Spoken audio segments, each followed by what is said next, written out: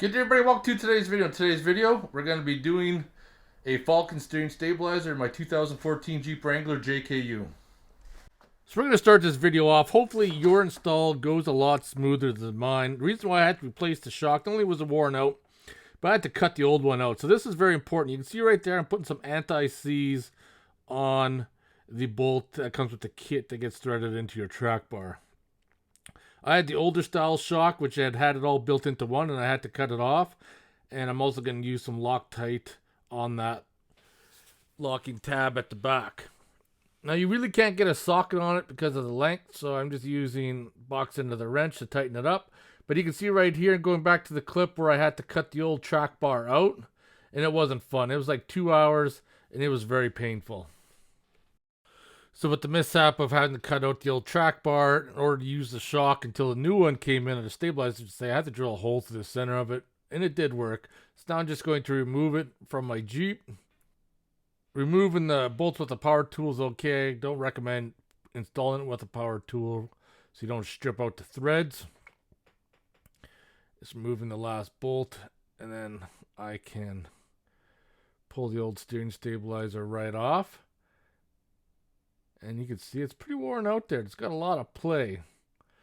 So there's the new steering stabilizer shock. It comes with that bolt. I already have that bolt installed because the kit I bought came with one.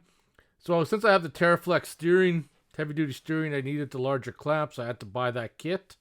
So I got to remove the old clamp, and it says rotate stud clockwise in order to get it out. So I just put the steering stabilizer in the vise and running it clockwise to run it out.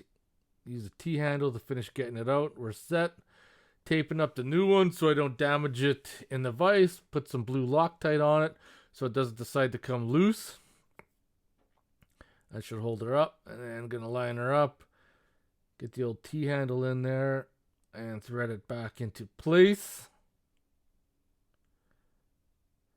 Tighten her up with the ratchet wrench. And of course, I'm going to put some anti-seize in there so we don't have any issues going forward like we did the first time with everything being seized. So the being all anti-seized up, we're going to slide it onto the bolt that's holding into the track bar, slide her into place, set it up on the axle.